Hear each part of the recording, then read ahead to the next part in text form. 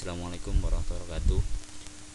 Kali ini saya akan kembali membuat video artikel Mikrotik, yaitu membahas tentang Dynamic Host Control Configuration Protocol atau yang sering disebut sebagai DHCP. DHCP adalah protokol jaringan yang memungkinkan sebuah perangkat jaringan membagi konfigurasi IP address kepada komputer-komputer user yang membutuhkan. Perangkat yang membagi IP address tersebut itu disebut sebagai DHCP server, sedangkan yang menerima disebut sebagai DHCP client. Ya, contoh gambar topologinya yaitu seperti ini. Seperti biasa, Ether 1 kita sudah request dari modem, kemudian Ether 2 yaitu yang kita gunakan untuk klien menggunakan kabel, nanti akan kita berikan DHCP server, di mana klien dari Ether 2 akan menerima layanan DHCP server tersebut yang disebut dengan nama DHCP client. Sama dengan WLAN atau kartu jaringan untuk wirelessnya 192.168.3.1 kita konfigurasi dengan DHCP server, dan di sisi klien juga akan meminta layanan DHCP server dari wireless. Ya, adapun konfigurasinya kurang lebih yaitu seperti ini. Silahkan buka Mikrotik, kemudian akses Mikrotiknya dengan Winbox, koneksikan. Ya, pertama berikan IP address untuk kartu jaringan Ethernet 2 dengan Ethernet WLAN tadi, yaitu 192.168, kemudian 2.1/24 ini digunakan untuk Ethernet 2. Kemudian satu lagi yaitu 192.168.3.1/24 digunakan untuk WLAN 1. Ya, apply, kemudian oke. Ya, yang akan kita berikan DHCP yaitu untuk Ethernet 2 dengan Ethernet WLAN 1. Klik menu IP DHCP server, kemudian pada tab DHCP ada DHCP setup. Di sini digunakan secara wizard atau langkah cepat untuk membuat DHCP. Klik menu tab menu DHCP setup, kemudian DHCP server yang akan kita arahkan untuk klien. Di sini disediakan layanan pilihan. Interface berapa yang akan kita buat sebagai layanan DHCP server. Tadi dari awal kita nyoba Ethernet 2 dengan Ethernet WLAN. Ya, jadi pilih Ethernet 2 terlebih dahulu, kemudian next. Ya, pastikan DHCP network ini sama dengan IP address yang sudah kita konfigurasi sebelumnya. Jika salah, maka DHCP ini dipastikan tidak akan jalan. Ya, di sini ada 192.168.2.0, yaitu kita ambil dari IP network Ether 2 yang kita inputkan tadi 192.168.2.1/24 memiliki network 2.0. Ya. Next, pertanyaan berikutnya adalah select gateway for given network. Ya. Pilih gateway untuk mau diberikan kepada jaringan ini, yaitu gateway dari Ethernet 2 yang diberikan oleh klien yaitu 2.1. Kemudian next. Ya. Kemudian pool of IP address give out by DHCP server ini adalah dari berapa sampai berapa IP DHCP ini diberikan untuk klien. Contoh misalkan kita berikan IP DHCP dari 10 sampai dengan 254, maka IP 1 sampai dengan 9 bisa connect hanya dengan statik. Jadi layanan nanti di sisi klien hanya bisa menerima IP antara 10 sampai dengan 254. Next, DNS server adalah IP DNS yang sudah kita berikan atau kita pasang di menu IP DNS sebelumnya. Ya. Silahkan pelajari video artikel sebelumnya yang sudah saya buat untuk secara detailnya apa itu DNS dan bagaimana cara mengkoneksikan internet gateway menggunakan ADSL. Ya. Jika DNS-nya sudah benar, next. Di sini adalah lamanya waktu penyewaan. Pertama adalah harian, kemudian di sisi kedua adalah jam, kemudian sisi ketiga adalah menit, dan terakhir adalah detik. Jika kita ingin menyewakan hanya 1 jam, maka 3D nya kita buang.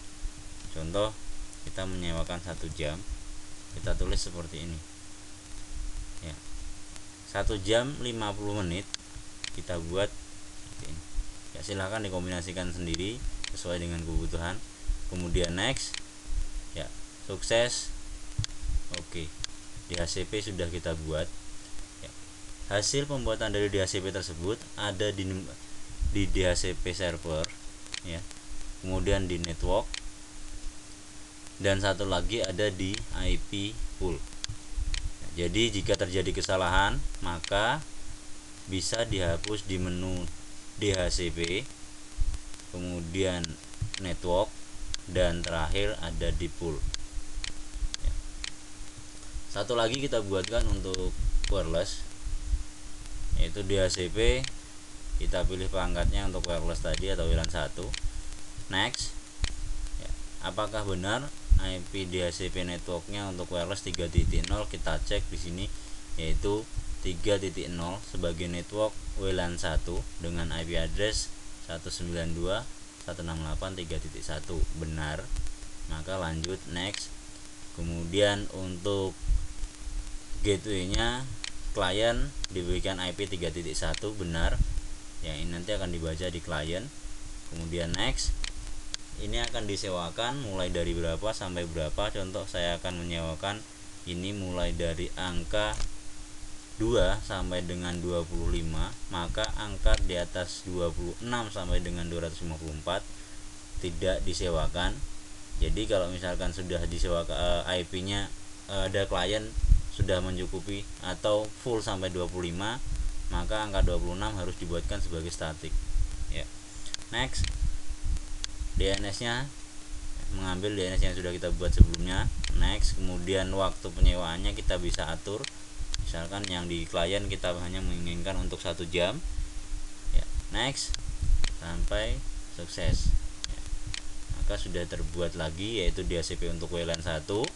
Networknya diberikan adalah 3.1, kemudian pool yang disewakan ini tadi kita sudah buat ya.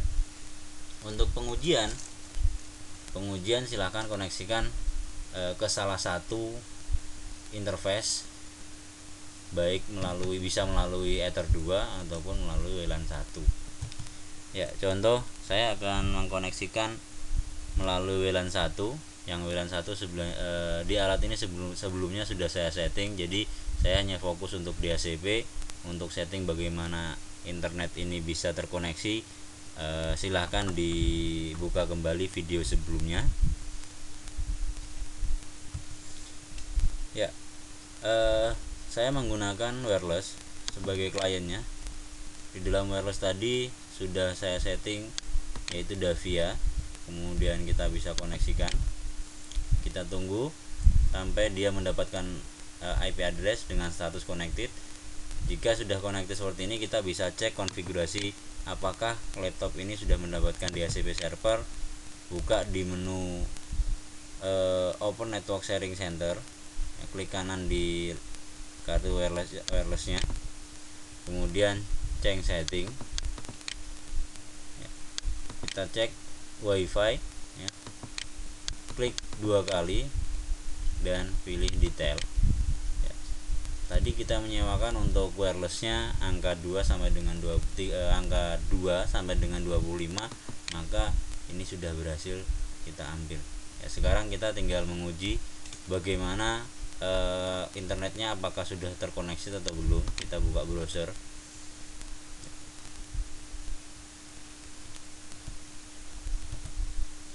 Ya, internetnya sudah terkoneksi. Contoh, kita buka halaman lain. Apakah untuk memastikan bahwa ini bukan history yang kita akses, kita bisa bersihkan historinya dengan Ctrl Shift Del. Ya, bersihkan semua cache-nya di sini. Ya, everything atau last hour, bisa juga clear now. Ya, setelah dibersihkan, kita buka tab baru, kemudian kita berikan atau kita akses halaman baru, misalkan www.facebook.com. Ya, pastikan ini terkoneksi, maka DHCP yang kita buat tadi sebelumnya sudah benar. Bagaimana cara mengetahui siapa saja yang menggunakan DHCP? Kita bisa mengontrolnya di menu DHCP lisis. Kembali remote mikrotiknya. Kemudian kita bisa melihatnya di menu IP DHCP server. Kemudian di sini ada lisis. Ya, lisis di sini adalah IP yang pernah disewa akan tercatat di sini. Di sini adalah IP history yang sebelum tidak saya hapus. Laptop saya tadi menggunakan IP 3.25, ya ini sudah terdeteksi. Ya.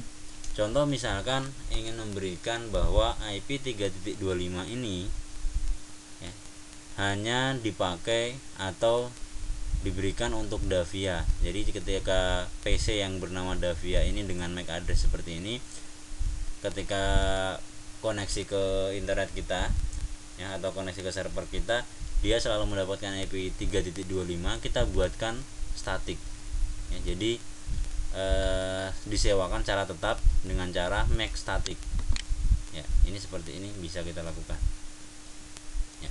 Terus kemudian cara lain untuk mengamankan DHCP ya. DHCP server ini, ketika ada user yang sudah tahu mengenai DHCP, maka dia bisa memberikan IP secara manual. Contoh, oh iya, kartu ini menggunakan IP 192.168.3.25, berarti saya bisa menebak ya. Saya bisa menggunakan angka 192.168.3.10 misalkan. Jika terjadi seperti itu, maka yang dikhawatirkan adalah klien yang seharusnya dapat IP DHCP, dia tidak kebagian IP tersebut ya. Untuk mengamankannya, kita bisa lakukan dengan cara buka tab DHCP, kemudian akses, contohnya di DHCP WLAN 1 ya. Di sini ada menu IP, ada add ARP for lisis. Ini kita centang. Fungsinya agar bahwa IP DHCP ini tidak dapat dipakai untuk manual. Jadi jika nanti ada klien yang ingin mencoba-coba masukkan IP manual ya, maka klien tersebut tidak bisa terkoneksi ya. Kemudian apply, oke. Setelah itu kita buka di menu interface. Agar ARP tadi bisa berjalan dengan lancar, maka kita buatkan pada bagian, karena tadi kita menggunakan WLAN 1, pada bagian interface WLAN 1-nya ya, ARP enable, ARP di sini kita pilih reply only. Jadi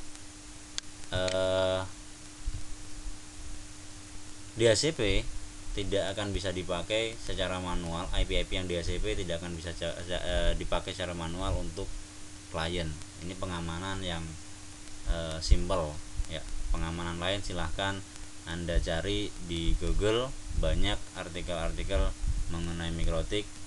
Jadi yang bisa kita terapkan di jaringan kita agar jaringan kita bisa aman sebagai admin kita juga tidak terlalu dipusingkan dengan hal-hal yang ingin merusak jaringan kita. Oke, saya rasa untuk artikel kali ini cukup. Lanjutkan nanti di lain waktu untuk step-step berikutnya. Terima kasih, mohon maaf jika ada salah. Assalamualaikum warahmatullahi wabarakatuh.